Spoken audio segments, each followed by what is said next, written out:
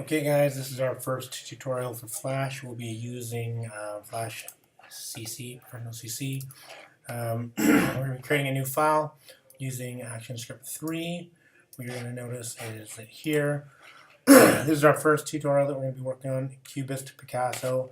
If you go to Google and you search Cubist Picasso, in Google you'll find this set of images.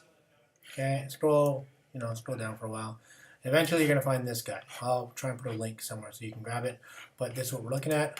We're going to be recreating this using Flash and the Flash drawing tools.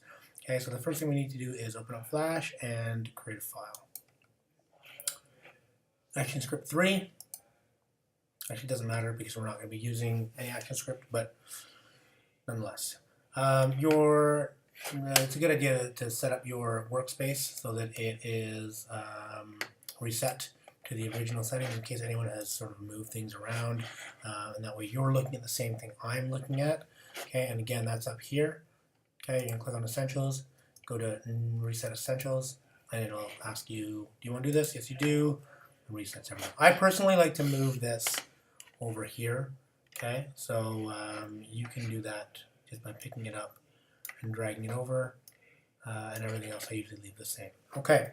A quick reminder, this here is our stage. That's where all of our action is going to happen.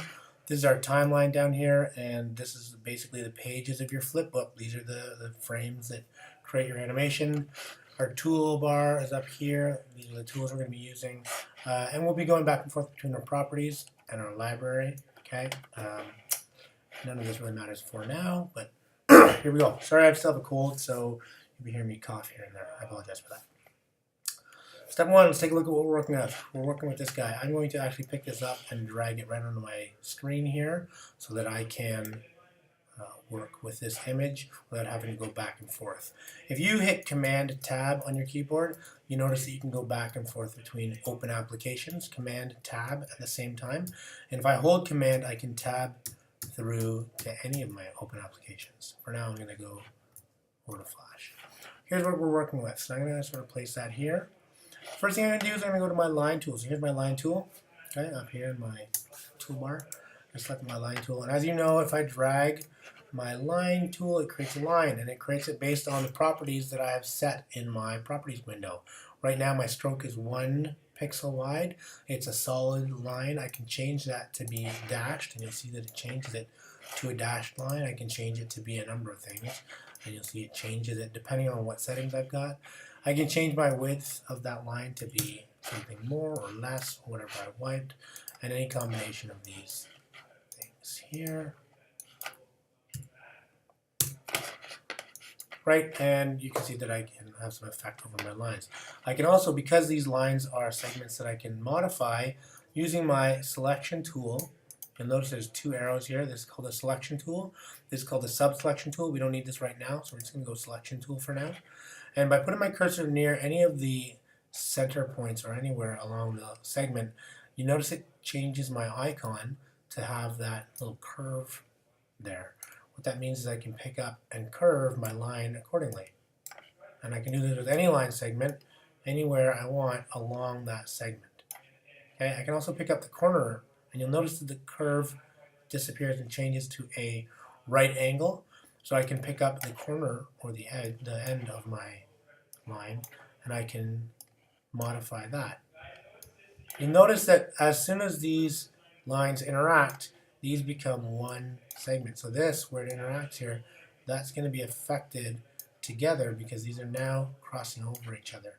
And anytime I do that, it's going to affect how those lines work anytime it crosses over.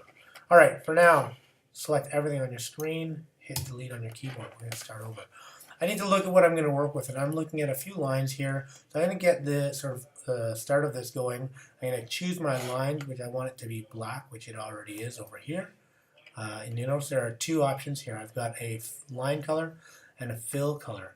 What that means is if I make a box, I've got a line color, which is black, and a fill color, which is blue.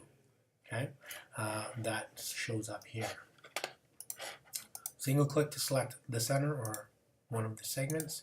Double click to select all of it. Delete to get rid of it. Excuse me. Back to my line tool. You'll see the settings I've set right now. I've got that stroke set at 5. I might need to bump that up to, let's say, 6. We'll see. But I want that to be around the same width as these, maybe a little bit more. Command Z to undo. 7. Yeah, that looks about right. There's my first line. I'm going to change my tool to my selection tool. And I'm going to wait for that curve to show up. And then I'm going to create the curve that makes this line. I could make another line. That's undo is Command Z. I could make this line the center line here, but it's going to be hard for me to create that second line on top of this. I suppose I could do something like this. I could draw that second line starting from here and then curve it out, undo. But I'm going to choose to do it another way. I'm going to select it, drag this into this curve position, and then I'm going to do my next set of lines.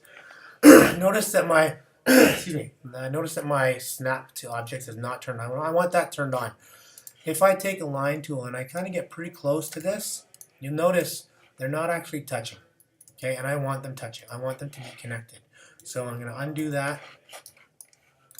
Turn this snap tool on, and now when I draw my line, it's actually going to snap it into position so that it actually connects to that line. Okay, there's my next set of lines. That's easy enough. I'm going to draw one line across from here to here, which is going to become the top segment of my eye. Using my select tool, I'm going to curve that up. I'm going to draw another line.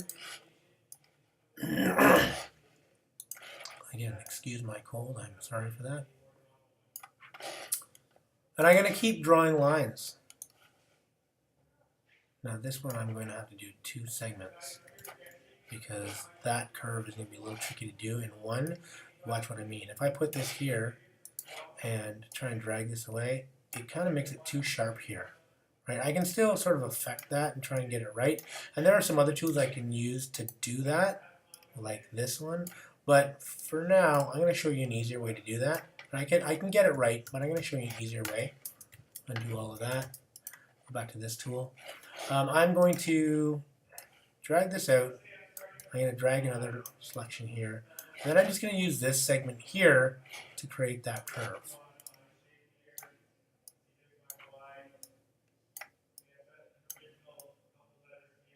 And there's a few ways I could do this. Obviously, you know, many ways to skin a cat with this program. But I'm going to go with this way for now. And you may find a better way to do it. That's fine. There's no really right or wrong way to do this. I mean, there's a bunch of wrong ways, but for now, this will do for what I need it to do.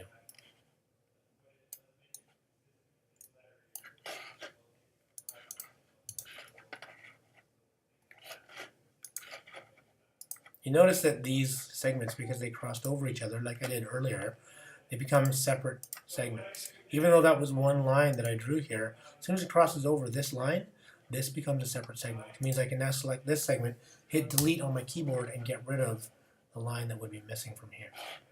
Okay, back to my line tool. This is really just a line tool exercise. I'm going to be dividing this up. Now you notice that there is no actual line here, but I drew a line. The reason is I'm going to actually fill all of this in using my fill tool. I'm going to pick a color, and the color that I actually want is this sort of green. So you notice that my cursor, as soon as I come over here, my cursor turns into this eyedropper tool. So I'm going to say I want that color there.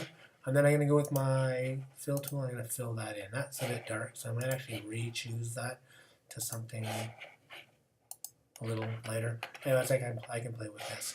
And what I'm going to do now is I'm going to pick up the purple from down here, fill that in, and then I'm going to get rid of this segment by using my selection tool up here, clicking on that line segment and hitting delete on my keyboard. And now I've gotten rid of that line, but because I originally had a line, it's divided my two pieces into two. Modify this, it's a bit ugly.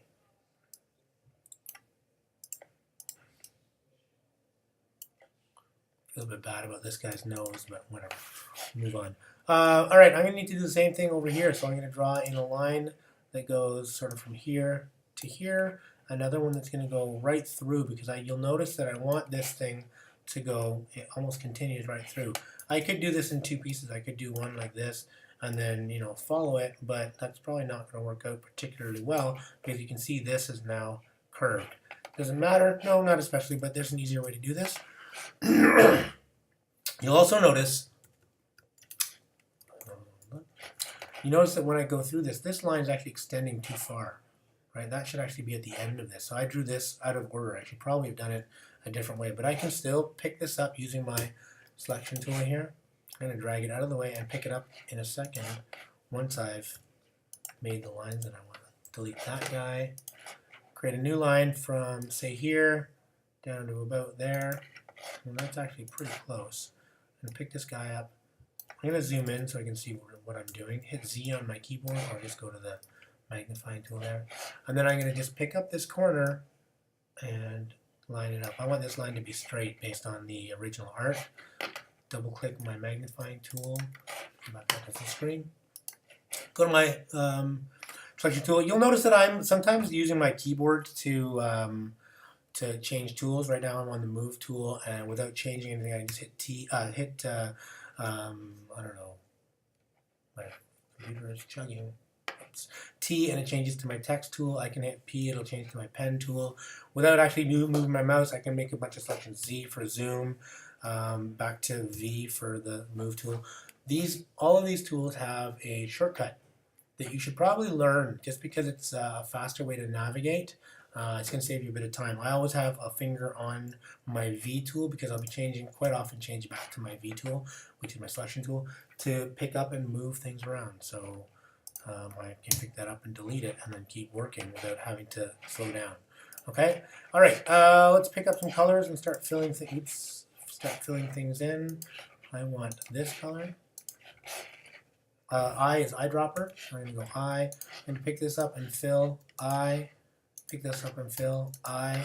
Pick this up and fill I. Pick that up and fill. Pick that up and fill. This is a pretty similar color, but just to make sure it looks like it's a little bit different, that's okay. I've still got some drawing to do here, but that's okay. I will get to it. Let's draw in some circles here. I'm going to draw this. By holding Shift, it makes an exact circle. That's a little bit off. So what I'm going to do is I'm actually going to draw this circle over here somewhere, get it the right size. Then I'm going to select it and move it into place. That's too big. Let's try that again. I'm going to get rid of this guy. Still too big. This is, and you'll notice that that's going behind. I'm going to right click and I'm going to say, I'm going to go to modify, maybe arrange, and I'm going to say, I can't do it. All right, well, never mind. I'm going to do it on a new layer. I'm going to create a new layer. We haven't talked much about layers, but what I'm going to do is I'm going to move this thing onto this other layer and drag it behind so it's out of the way. This here will be my reference layer. I probably should have done this earlier, but nonetheless, I click on this.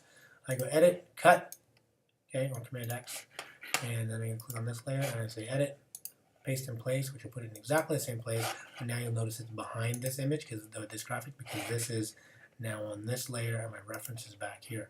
Just to make things easier, I'm going to lock this layer. Right now I can't actually even pick it up. I can't even click on it because it's locked. And that way I can actually get this and make sure that it's kind of closer to the right size. Z or Z to zoom. I'm going to zoom in. This is too big, so I'm going to go to my circle tool and I'm going to make roughly the right size.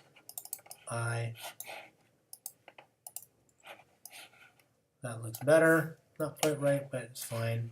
And I'm going to put that in position. I can fine tune it with my arrow keys, one pixel at a time if I want.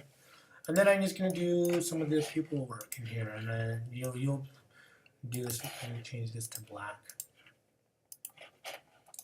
And I'm actually going to get rid of the stroke. I don't actually want a stroke here. You notice that when I do this, if I make a circle, it's actually doing the stroke still because I've got a stroke here and it's set to 7 pixels, which is really big. I'm actually going to just get rid of this by clicking on the color and then clicking this graphic here, the little white box with a red line. I click that and it takes away my stroke, and now you'll notice it only does a fill. Right? So what I'm going to do is I'm going to draw this here. Oops.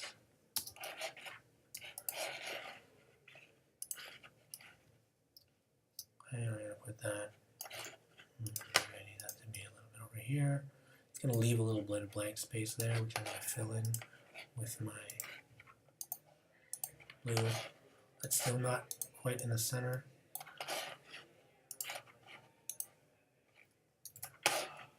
You notice that I just had this selected and I picked up a color and it applied it to the thing I had selected. That's a mistake.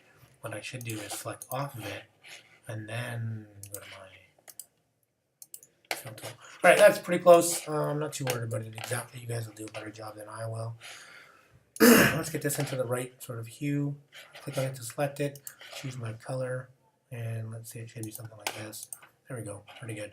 Alright, you're going to continue this. You don't need my help to finish it, but you can see that there are many ways to skin a cat.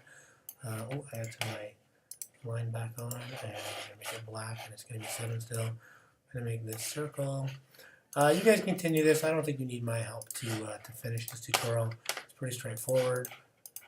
Put this in the right place. Draw a line across. When you're done, you should have a pretty nice looking Picasso. I hope that was easy. If you have any questions, ask the person next to you. And if you still have questions, come find me and I'll walk you through it. Alright? Great. Good job. When you're done, save it. File. Save as. Open this little triangle up. Put it in your folder that should be on your desktop. That's your name. Your name. And save it in there so you can find it later. Don't name it something stupid like Untitled or S33333333. Really makes it difficult to find later. Call it something like Picasso. Great. Well done.